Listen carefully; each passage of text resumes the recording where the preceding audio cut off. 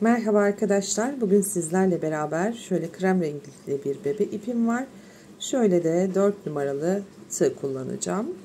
Bunu 5 numara yapabilirsiniz ama 3,5 numaraya düşmeyin. Numara büyüdükçe model kendini daha net gösterecek. Modelin çalışmasını yaparken 8 ve 8'in katları artı 2 ilmek şeklinde çalışacağız. Ben sizlere 2 model üstünden göstereceğim.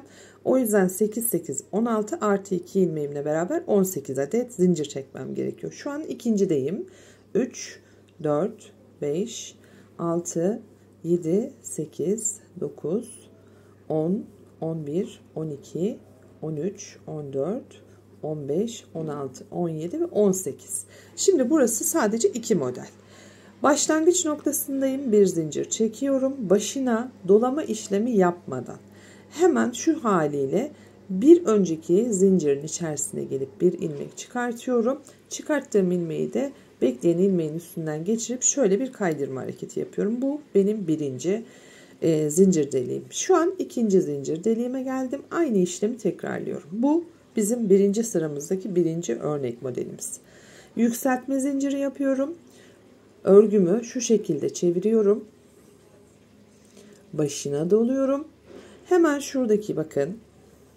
Şuradaki dış tarafta kalan V'nin olduğu yere getiriyorum ve bunları şimdi 3 tane var. Bu 3 tanenin en sol taraftakini alıyorum ve bu ikisinin içerisinden geçiriyorum. Şu şekilde bir diyorum. Başına doluyorum. Tekrar dış taraftakine gelip bir ilmek alıyorum. En sol taraftakini bu ikisinin üstünden geçiriyorum. İkinciyi de hazırlamış oluyorum. Bir tane zincir çektim. Hemen şu şekilde başına dolama işlemi yapmadan bakın burada 1 ve 2 tane zincirim var. Kaydırma işlemi yapacağım. 1 şurası 2 3'ü çalıştırabilmek için başına doluyorum. Hemen şuradaki alanda en başta bulunan alana geliyorum. Şuraya. Daha sonra alt kısma inip şu şekilde tığımın üstünde böyle bir dörtlü oluşturuyorum. En sol tarafta bulunan 4. ilmeği getiriyorum. Buradan alıyorum. Bu benim 3. ilmeğim. Devam. 4 5 6 7 8.'yi tamamladım. 8 tane bu işlemi yaptım. Şu şekilde bir görüntümüz var. Bir tane zincir çekiyorum. Örgüyü çeviriyorum. Başına doluyorum. Bu sefer 6 tane geri gelmem gerekiyor. Gene dış tarafından. Bir ilmek çıkarttım. 3 ilmeğim var. En soldakini diğer ikisinin içinden geçirdim. 1. Başına doladım. İlmek çıkarttım. 2.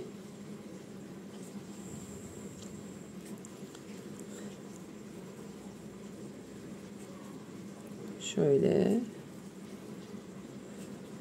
3 başına doluyorum. 4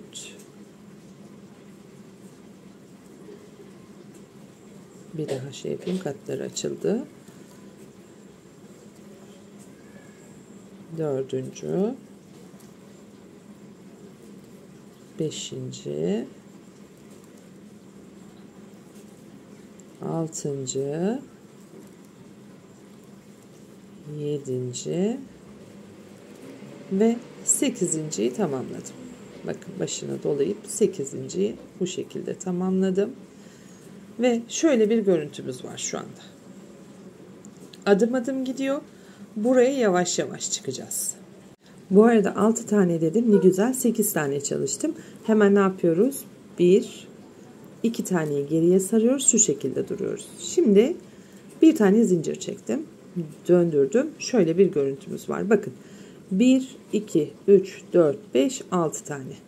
Birincisini şu şekilde bir tane sık iğne çalışacağım.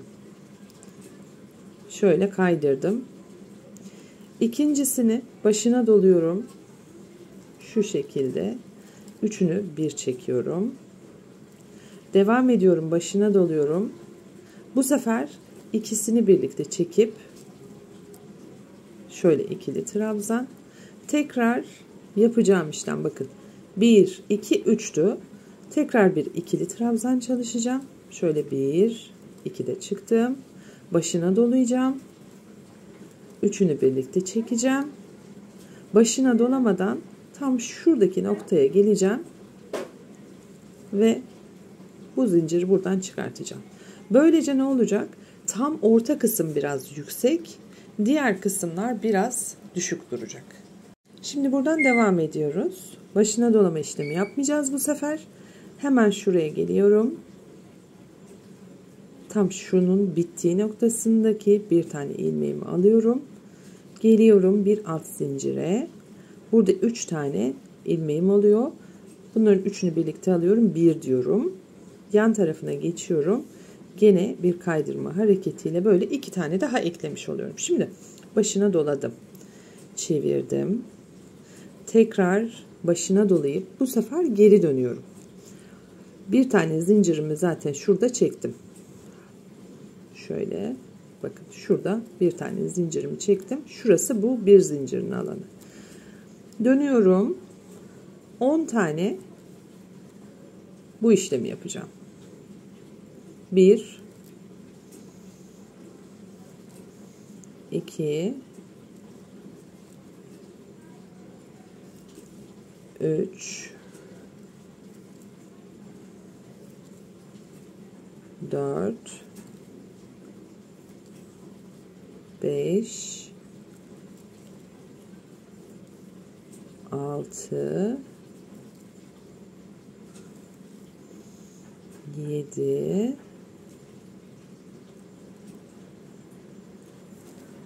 7'yi tekrarlayalım. 7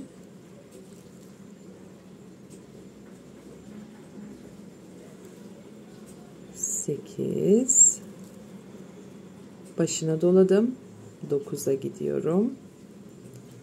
9 bakın dörtlü şu anda ve başına doluyorum. 10 dedim. Şöyle bir görüntümüz var. Şimdi bir zincir çekiyoruz. Yükselttik ve örgüyü şu şekilde çevirdik. Kaydırma işlemi yapıyoruz. Kaydırma işlemi yaparken başına dolamıyoruz. 1 devam ediyorum. 2 3 4 5 6 7 8 9 10 bakın şurada araya saklanmış bir durumda. 10 11'e gidebilmek için önce şunun tepesine başına doluyorum önce. Şuranın tepesine geliyorum. Burası genellikle sıkışık oluyor. O yüzden hemen şöyle tırnağınızla yardım alabilirsiniz. Şimdi ben videodayım olduğum için kendime çok da yaklaştıramıyorum. Evet. Şu şekilde aldım. 11. için aşağıya iniyorum. Bakın 11. şu şekilde. Hepsini bir çektim. 11. 12 13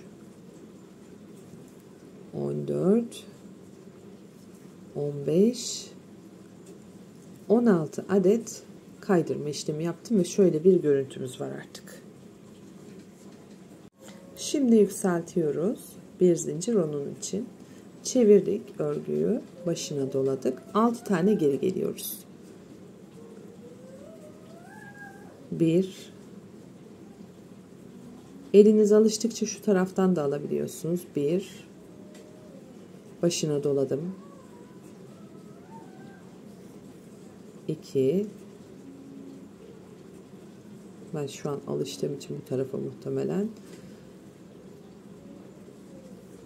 3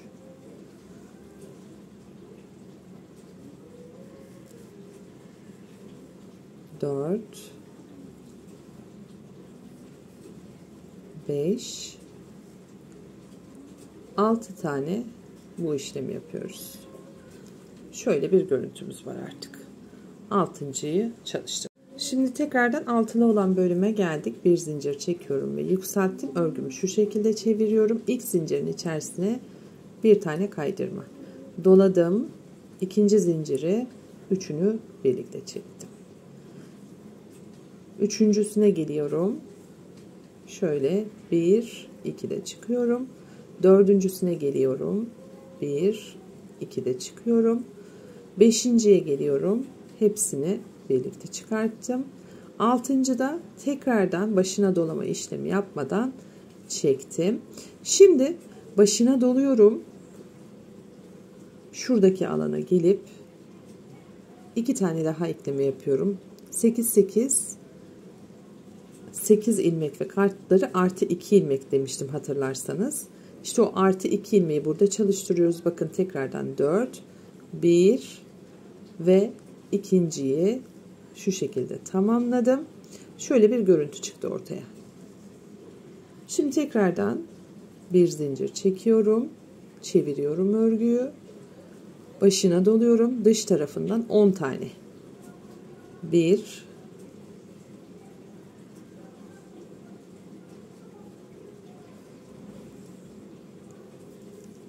1, 2, 3, 4, 5, 6, 7, 8. saklanıyor şurada arada. Hemen onu alıyorum. 8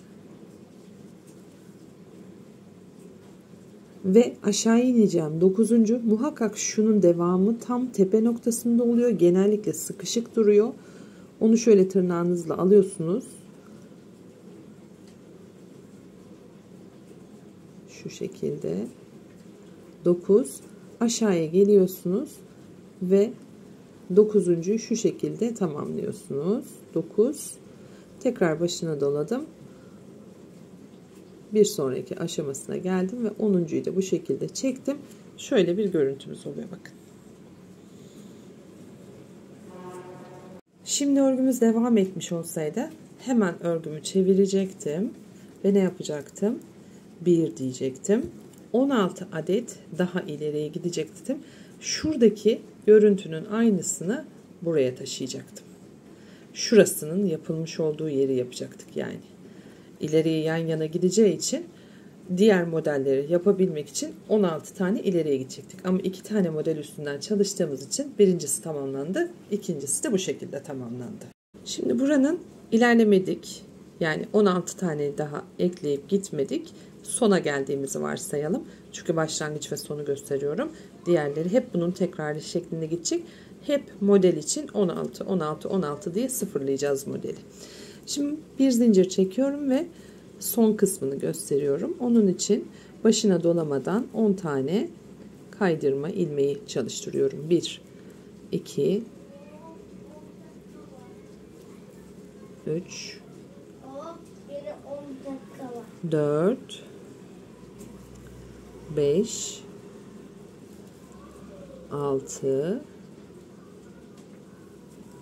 7, 8, 9 ve 10. Özellikle bu türlü modeller çalışıyorsanız sayılar çok çok önemli. Bakın şimdi diğer köşeye geldim. Şuradan başlamıştık biliyorsunuz. Şu köşeden başlamıştık. Buraya geldik.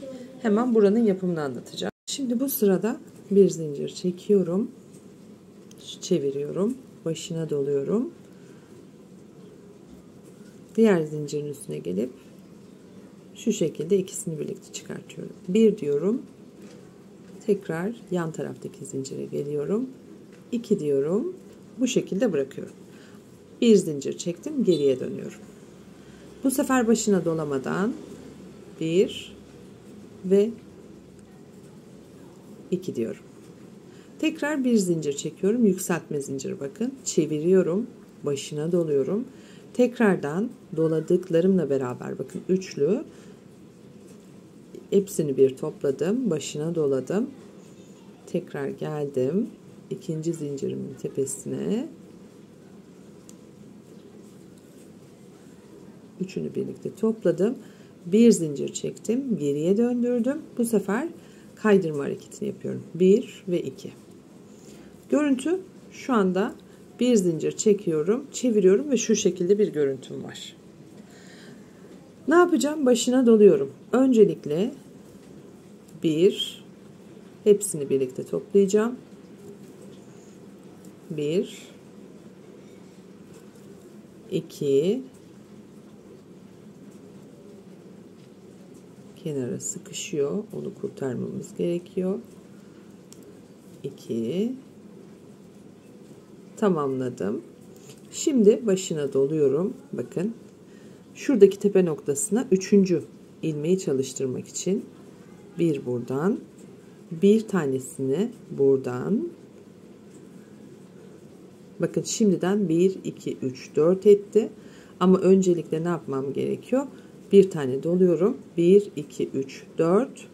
Sonra buradan 5. Bakın 1 2 3 4 5 6'yı tamamladım.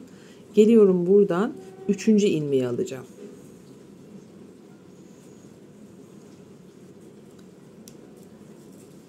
Evet. Böyle bir sürü ilmekleri bir kere de çıkartıyorum. Şöyle.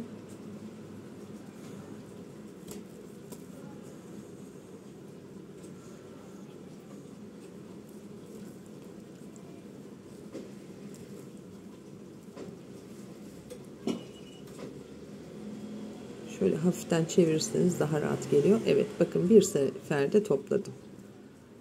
Tekrar başına doluyorum. 3. ilmek devam ediyorum. 3.'yü çalıştırdık. Devam ediyoruz. 4 5 6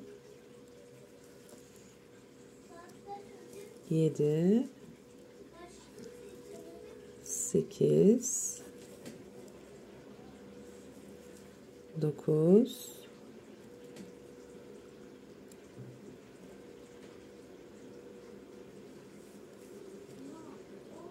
10'uncusu şurada saklanmış durumda. Birazcık yakından baktığınız zaman gözüküyor. Zaten bir sonraki aşamada şurayı da kullanacağız. Hemen şöyle. O yüzden daha kalın şişlerle çalışılıyor. İnce şişlerle bu olay çok daha karmaşık olacak. Ve buradaki ilmeği çıkartmanızda zorlanacaksınız. Kameranın arkasından görmek zor oldu. Şöyle 10'uncuyu çıkartıyorum. Şöyle bir görüntümüz var. Şimdi geri dönüyoruz. Bir zincir çektim. 10 tane geri. Bunlar bakın ikili. 1 2 3 4 5 6 7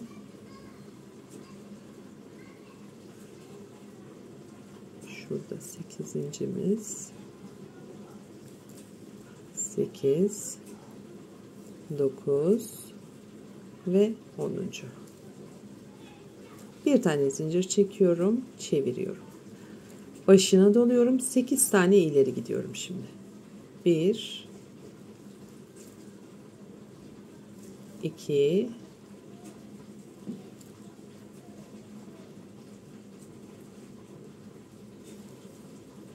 3 4 5 5 6 7 8 tane şöyle yükselttim bakın. Şöyle bir görüntümüz var. Yani uzun ipiniz şurada olacak. Görüntünüz de şu şekilde. Şöyle baktığınızda şurası hafif bir üçgenlik oluşturmuş olacak. Bu üçgenliğin aynısını şurada da yapacaksınız. Yani burada bir olacak, bir olmayacak, bir olacak, bir olmayacak. Burada varsa diğer tarafında olmayacak şeklinde devam edecek. Şimdi şunun kardeşini yapacağız bu tarafa. Şu görüntünün aynısını. O yüzden bir zincir çekiyorum. Örgüyü çeviriyorum. Hemen yan tarafa geliyorum. Bir tane doladım. İkinci, hepsini birlikte çektim. Üçüncüsünde ikili şeklinde. Dördüncüsünü ikili şeklinde. Beşincisini hepsini bir. Altıncısını başına dolamadan bir tane ekledim. Şöyle bir görüntümüz var şimdi. Şimdi geriye döneceğiz. Bir tane zincir çektim. Başına doluyorum 16 tane. Hemen 1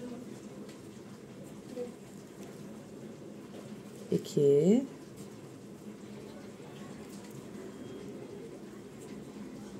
şöyle 3 4 5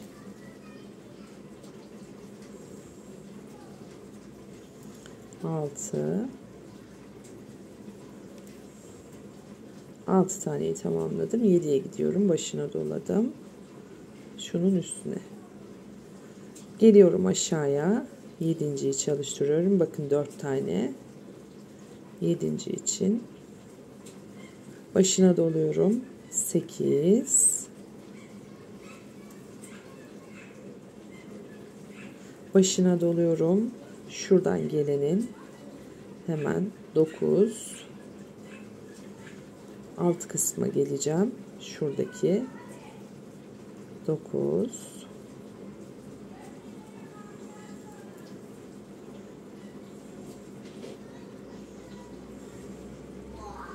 Katlarına dikkat edin.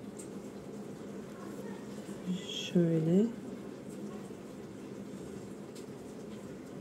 9 aşağıdan hepsini birlikte çıkartıyorum.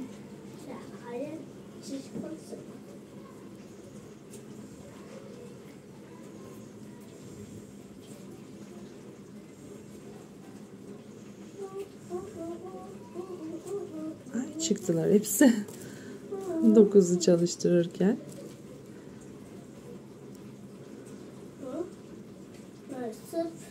Videoyu da kesmek istemiyorum. Hani sizler de buralarda hatalar yapacaksınız sonuçta. Biraz zorlanacağınız alanlar olacak. Oraları elinizde biraz sıkmış olacaksınız. Hepsini birlikte çıkartıyorsunuz. Tek ilmeğiniz kalıyor. 9 10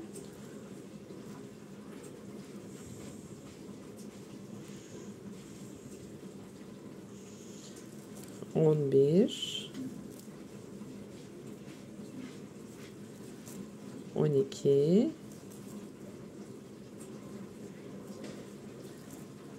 13 14 15 ve 16'yı çalıştırdık bakın.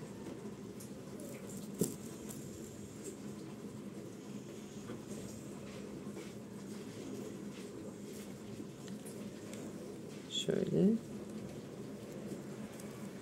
toplamda 18 taneyi çalıştırdık. Burada bakın şöyle bir görüntümüz oluyor. Görmüş olduğunuz gibi. Şöyle. Şimdi ne yapacağız?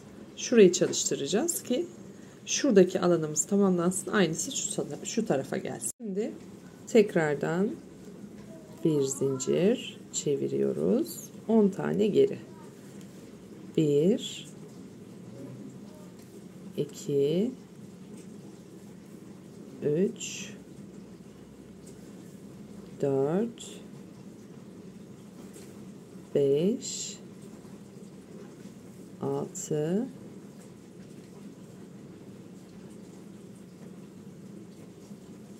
7 8 Bu kuracak. 9 ve 10. 10 taneyi tamamladık böylece. Şuradayız. Tekrar bir zincir çekiyoruz. Örgüyü çeviriyoruz. Her zaman için kafanız karıştığı zaman şuradaki fazladan ipe odaklanın. Sağda mı kalıyor, solda mı kalıyor diye. Başına doluyorum. 8 tane. 1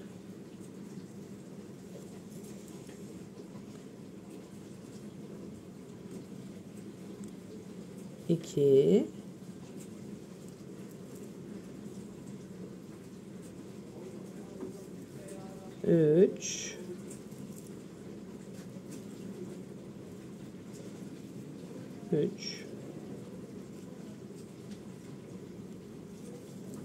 3 4 5 6 7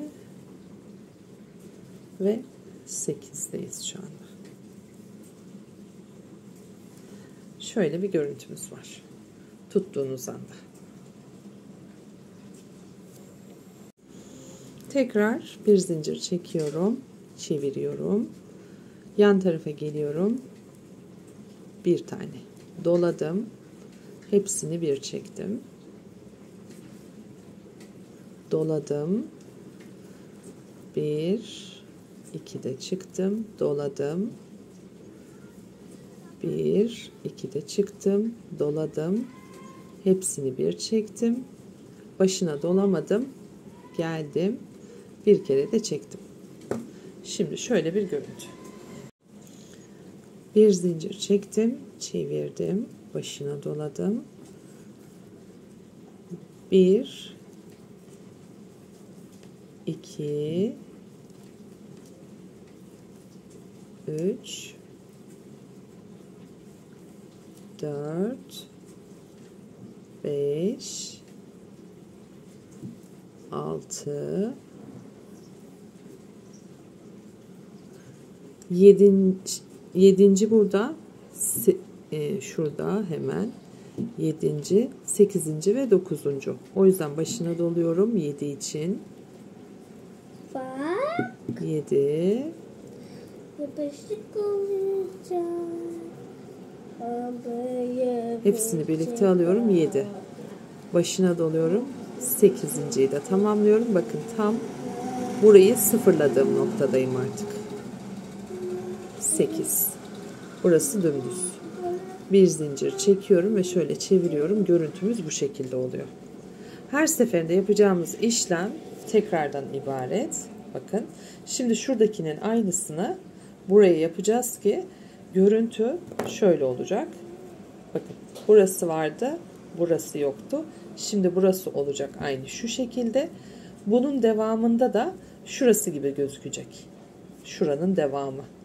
Tekrardan ibaret model. Çok güzel bereler oluyor, battaniyeler oluyor, hırkalar oluyor arkadaşlar bununla. Umarım sizler de rahatlıkla örer ve bir sürü projede kullanırsınız. Herkese şimdiden kolay gelsin. Görüşmek dileğiyle. Hoşça kalın.